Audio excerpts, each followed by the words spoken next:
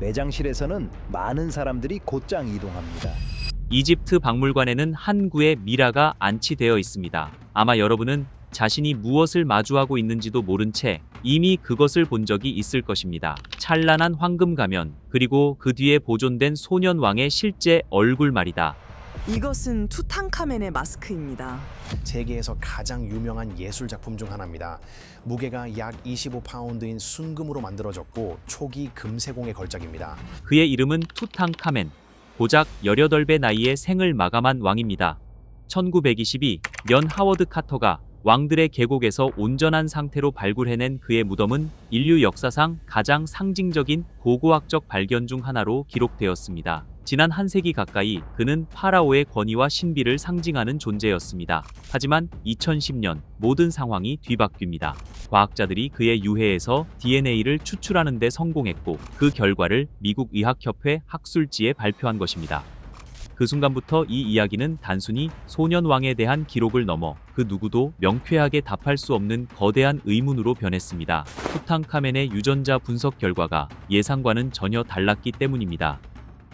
이제 막연한 추측은 뒤로 하고 사실만을 짚어보겠습니다. 우리가 알고 있는 사실은 오직 명확한 데이터에 근거하고 있습니다. 투탕카멘은 제18왕조 후기인 기원전 1332년부터 1323년 무렵까지 이집트를 통치했습니다. 그의 아버지 아케나텐은 아톤에 대한 일신교 숭배를 장려하며 이집트의 종교 체계를 뒤흔들었습니다. 투탕카멘은 그러한 변화를 다시 되돌려 놓았습니다. CT 스캔과 유전자 검사를 통해 밝혀진 그의 죽음은 말라리아와 무혈성 괴사, 그리고 대퇴골 골절이 복합적으로 작용한 결과였습니다. 하지만 연구자들의 발길을 멈추게 한 것은 이런 사인이 아니었습니다. 그들의 발길을 멈추게 한 것은 바로 그의 DNA였습니다. 아버지에서 아들로 전해지는 그의 Y 염색체는 하플로그룹 알릴-B에 속해 있었습니다. 이 세부 사항은 매우 중요합니다. 하플로그룹은 인종이나 민족이 아니라 수천 년의 세월을 가로질러 북의 혈통을 추적하는 계보의 표식입니다. 현재 알릴-B는 서유럽을 비롯해 근동과 레반트 지역 등 서부 유라시아에서 가장 흔하게 발견됩니다. 그 기원은 약 1만 4천년에서 2만 8천년 전에 서아시아로 거슬러 올라갑니다. 모계 쪽 미토콘드리아 DNA는 근동과 아나톨리아, 코카서스, 그리고 유럽 일부 지역의 인구와 연결된 하플로그룹 K에 속해 있었습니다. 이러한 표식들은 개별적으로 보면 그리 놀라운 일이 아닙니다. 하지만 이집트 제18왕조의 파라오라는 맥락에서 이 단서들이 하나로 모이자 여러 의구심이 고개를 들기 시작했습니다. 그런데 여기 훨씬 더 충격적인 사실이 하나 더 있었습니다. 바로 투탕카멘의 부모가 서로 친남매 사이였다는 점입니다. 유전자 분석 결과 근친교배 계수는 직계가족 사이에서나 나타날 법한 높은 수준으로 확인되었습니다. 그 대가는 신체적 결함으로 고스란히 나타났습니다. 내반족과 골괴사, 그리고 각종 발달 장애가 그의 육체를 짓눌렀습니다.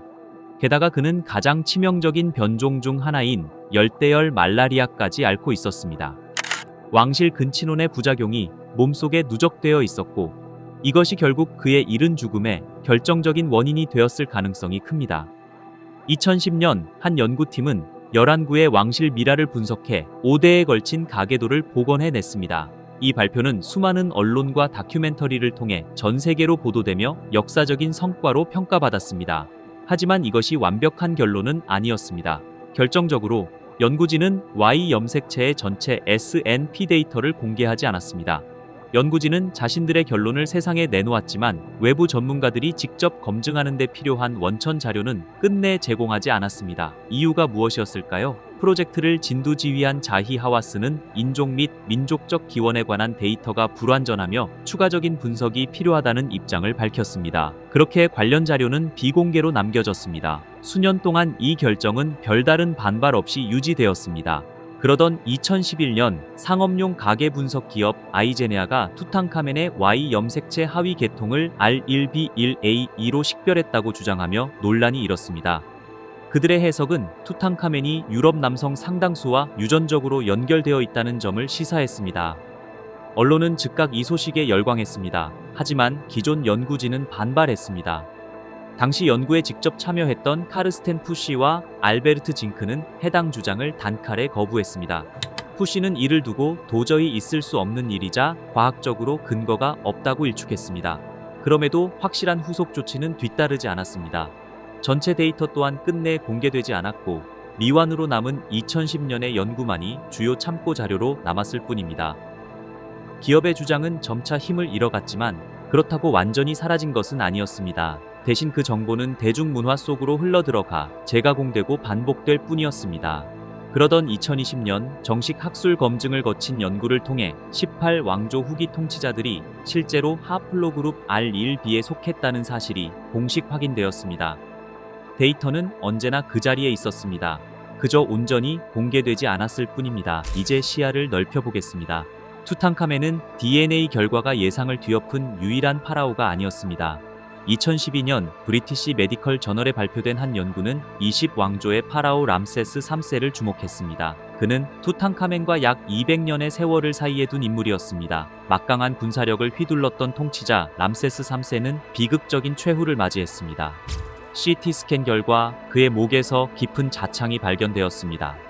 이는 기원전 1155년경 벌어진 하렘 음모 사건 당시 암살당했다는 기록과 일치하는 흔적이었습니다. 하지만 그의 DNA는 전혀 다른 이야기를 전하고 있었습니다. 그의 Y 염색체는 하플로그룹 E1B1A에 속하는 것으로 밝혀졌습니다. 이는 에티오피아와 나이지리아 등 사하라 이남 아프리카와 아프리카의 뿔 지역에서 높은 빈도로 나타나는 혈통입니다. 두 명의 파라오, 두 왕조, 그리고 완전히 다른 두 가지 유전적 특성, 어느 쪽도 이집트 왕실 혈통에 대한 단순한 가설과 일치하지 않았습니다. 이러한 불일치는 연구자들을 더 광범위한 조사로 이끌었습니다. 2017년 학술지 네이처 커뮤니케이션즈에 발표된 한 주요 연구는 1300년이 넘는 세월을 아우르는 아부시르 엘멜레크의 미라 151구를 분석했습니다. 베레나 슈네만과 요하네스 크라우제가 이끈 연구팀은 90개의 미토콘드리아 게놈과 여러 건의 전체 핵 DNA 프로필을 재구성해냈습니다. 그 결과는 실로 놀라웠습니다. 고대 이집트인들은 현대 이집트인들보다 오히려 근동과 아나톨리아, 그리고 유럽 일부 지역의 인구와 유전적으로 더 가까웠습니다. 그렇다고 해서 고대 이집트인이 외국인이었다는 뜻은 아닙니다. 단지 시간이 흐르면서 인구의 유전적 구성이 변했을 뿐입니다. 현대 이집트인은 사하라 이남 아프리카 계통의 유전적 혼합이 증가한 모습을 보이는데, 이는 갑작스러운 인구 교체가 아니라 지난 2000년에 걸쳐 서서히 진행된 점진적인 변화입니다. 인구는 유지되었습니다. 유전적 구성이 진화했을 뿐입니다. 하지만 과학적 연구와 더불어 기관 차원의 이야기가 존재합니다. 2000년 와세다 대학교의 일본 연구팀이 왕실 미라 검사 허가를 요청했으나 거절되었습니다. 2003년에는 잠시 허가되었다가 국가안보 우려를 이유로 철회되었습니다. 수십 년 동안 이집트 밀에 대한 접근은 엄격하게 통제되었습니다. 하와스는 디스커버리 채널의 일부 지원을 받은 카이로의 첨단 DNA 연구소 2곳을 감독했습니다.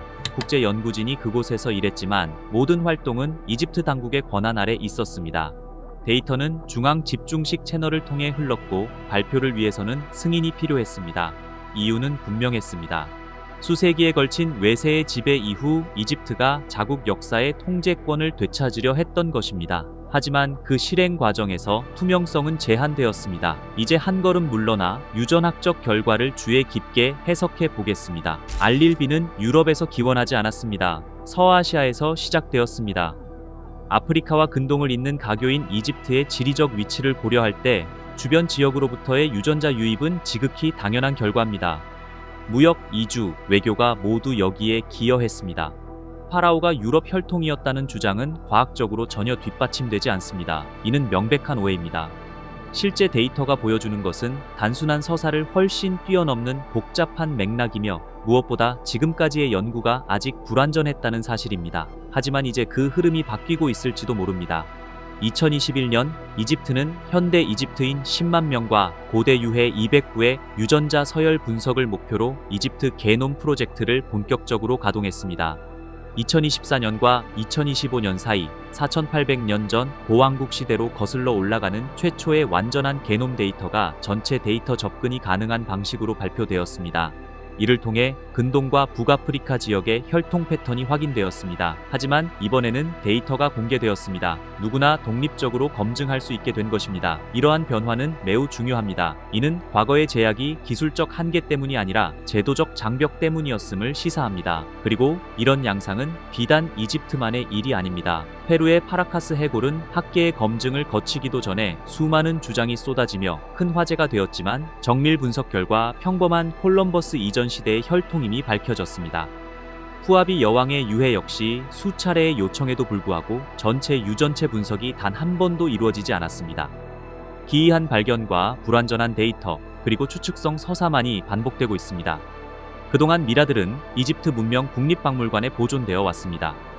유전체 전체를 분석할 기술은 이미 수년 전부터 존재해 왔습니다. 질문은 답을 할 수 없는 것이 아닙니다. 단지 아직 답을 내놓지 않았을 뿐입니다. 2010년의 연구가 불완전하게 끝난 것은 의도된 선택이었습니다. 접근을 제한한 것도 정보를 공개하지 않은 것도 모두 선택이었습니다. 이미 분석된 결과와 세상에 공개된 정보, 그 사이 어딘가에 파라오의 진짜 정체를 알려줄 명확한 단서가 놓여 있습니다. 과학은 진실을 드러낼 준비가 되어 있습니다. 하지만 기관들이 그 진실을 온전히 공유할지 여부, 그것이야말로 진정한 미스터리입니다.